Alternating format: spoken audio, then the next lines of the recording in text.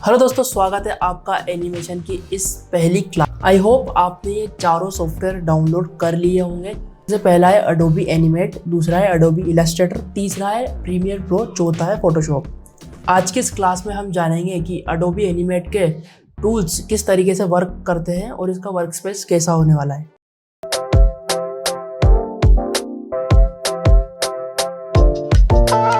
तो सबसे पहले आपको अडोबी एनिमेट को ओपन कर लेना है। के बाद आपको कुछ इस तरीके का इंटरफेस दिखाई देगा। आपको यहाँ पर ऊपर की ओर एक बार दिखाई दे रहा होगा जिसमें ये सब फंक्शंस दिए हुए हैं। इनमें से सबसे पहले आपको फाइल पर क्लिक करना है और न्यू फाइल बना लेनी है। न्यू फाइल को आप कंट्रोल एन से भी बना सकते हैं। इसके बाद आपको यहाँ पर फुल एचडी पर सेलेक्ट कर लेना होगा और विड्थ और हाइट नहीं छेड़नी है। फिर उसके बाद आती है फ्रेम रेट। फ्रेम रेट भी आपको 30 ही रखनी है और उसके बाद क्रिएट पर क्लिक कर देना है। ये इसका पूरा वर्क स्पेस है। अगर आपके पीसी या लैपटॉप में ऐसा वर्क स्पेस नहीं आ रहा है तो आपको विंडो पर क्लिक करके वर्क स्पेस पर जाना है और क्लासिक कर देना है। क्लासिक करने के बाद आपका वर्कस्पेस भी मेरे जैसा हो जाएगा। यहाँ पर आपको बहुत सारे टूल्स देखने को मिलेंगे जिनकी बात हम अभी करेंगे। ये है इसकी टाइमलाइन। जो आपने 30 फ्रेम पर सेकंड चूज किया था वो ये फ्रेम्स है। 5 frame, 10 frame, 15 frame, 20 frame, 25 frame, 30 frame. 30 frame का मतलब ये है कि अगर आपने 30 फ्रेम चूज किया है तो अगर आपको 1 सेकंड का एनिमेशन बनाना है तो आपको 30 फ्रेम पर वर्क करना होगा। अगर आपको 2 सेकंड का एनिमेशन बनाना हो तो 60 फ्रेम पर वर्क करना होगा। तो एनिमेशन बनाने के लिए फ्रेम बाय फ्रेम वर्क होता है। यह है इसका स्टेज। जैसे कि आप कंट्रोल और माउस का व्हील बटन घुमाकर भी छोटा बड़ा कर सकते। और इधर आती है प्रॉपर्टीज। जो भी टूल आप यूज कर रहे हैं उसकी प्रॉपर्टी यहाँ पर आपको दिखाई दी। चलिए अब यहाँ पर दिए गए टूल्स की बात कर रहे हैं। सबसे पहला टूल है सिलेक्शन टूल। आप कुछ भी यहाँ पर एनिमेशन बनाएंगे उसको सेलेक्ट करने के लिए आपको सिलेक्शन टूल यूज करना होगा। इसको आप वी प्रेस कर भी ऑन कर। उसके बाद है आपको फ्री ट्रांसफॉर्म टूल। मान लीजिए अगर आपने कुछ भी बनाया है और आप उसकी साइज को छोटा या बड़ा करना चाहते हैं तो आपको इन दोनों टूल का यूज करके मैं आपको दिखा देता हूँ। सबसे पहले आपको रेक्टेंगल टूल को सेलेक्ट कर लेना है। यह है रेक्टेंगल टूल। यहाँ सर आप rectangle tool, oval tool, paint, polystar tool, बहुत सारे टूल है। इनकी मदद से आप अलग अलग शेप्स बना सकते हैं और इसको आप आर से भी ऑन कर सकते हैं। जैसे कि मान लीजिए मैंने ये एक बॉक्स बना दिया है। अब सिलेक्शन टूल से अगर मुझे सेलेक्ट करना हो तो ये सेलेक्ट हो जाएगा।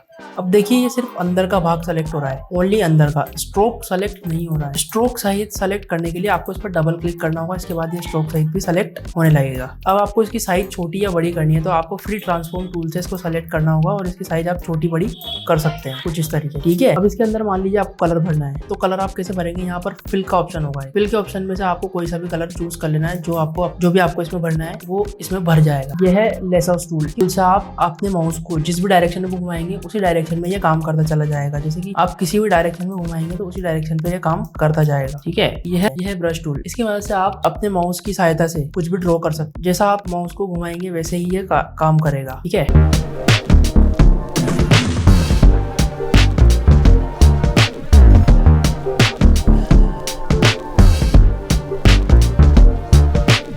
अब इन सबको सेलेक्ट करने के लिए वी प्रेस कर इन सबको सेलेक्ट करके डिलीट कर। यह है लाइन टूल। की वजह से आप लाइनें बना सकते हैं। यह लाइन टूल अपन जब बैकग्राउंड बनाएंगे जब बहुत काम आएगा। ठीक है। इन सभी को सिलेक्शन टूल से सेलेक्ट करके डिलीट कर देते हैं। ठीक है। यह है पेन टूल। ये पूरे एनिमेशन में सबसे इम्पोर्टेंट टूल है। इसकी मदद से ही हम कैरेक्टर को डिजाइन करना सीखेंगे। तो चलाने के लिए आपको थोड़ी बहुत प्रैक्टिस करनी होगी। आपको सबसे पहले माउस का लेफ्ट बटन दबाना है। फिर उसके बाद आपको माउस का लेफ्ट बटन कहीं भी ले जाना है और होल्ड करके, जैसे होल्ड करेंगे आप और माउस को हिलाएंगे तो कुछ इस तरीके की शेप बनने लगेगी। उसके बाद आपको ये बीच वाला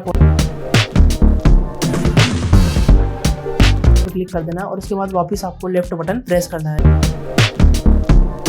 लेफ्ट बटन छोड़ना नहीं है। फिर से आप इसको कर्व करा सकते हैं इस तरीके से और फिर आपको बीच वाले पॉइंट पर टैप करना है और फिर आपको इन दोनों को मिला देना है। पेन टूल की आपको बहुत प्रैक्टिस करना जरूरी है। इसके बिना कोई काम नहीं होगा। सिलेक्शन टूल से आप pen tool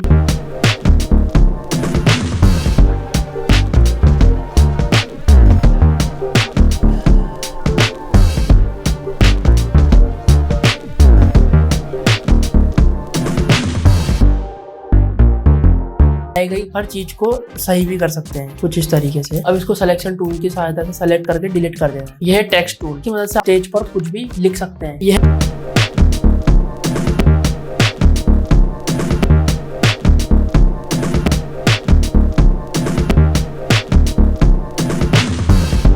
colour pen bucket tool का यूज किसी भी ऑब्जेक्ट में कलर फिल करने के लिए किया जाता है। जैसे कि यहाँ पर आप एक रेक्टेंगल ड्रॉ करेंगे। रेक्टेंगल में मान लीजिए मुझे कलर फिल करना है तो ये है आई ड्रॉपर टूल। इसकी मदद से आपको कलर सेलेक्ट करना है और पेन बकेट टूल को सेलेक्ट करके यहाँ पर इसको फिल कर देना है तो इससे कलर फिल हो जाता है।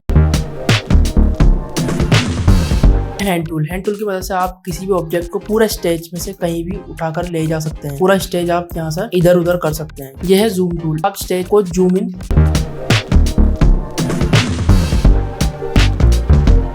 और यह है कलर सेलेक्ट करने के लिए। आपको कोई भी कलर भरना हो किसी भी ऑब्जेक्ट में तो यहाँ से आप कलर सेलेक्ट करके भर सकते हैं। और अगर आपने कोई बटन गलती से दबा दिया है या कोई टूल इधर से उधर चला गया है तो आप वापस विंडो में आकर वर्क स्पेस में जाकर रीसेट क्लासिक कर दीजिएगा और यस पर क्लिक कर देना तो ये वापस वैसा का वैसा हो जाएगा। तो आज की इस क्लास के लिए इतना काफी है। मैं मिलता हूँ आपको अगली क्लास में, तब के लिए बाय। और इन टूल्स की आपको प्रैक्टिस जरूर करनी है। मैं मिलता हूँ आपको अगली क्लास। और अगर आपने चैनल को सब्सक्राइब नहीं कर रखा है प्लीज चैनल को सब्सक्राइब करके बेल आइकन को जरूर प्रेस कर लेना, जिससे कि आपको आने वाली नेक्स्ट क्लासों की नोटिफिकेशन भी मिलती रहे।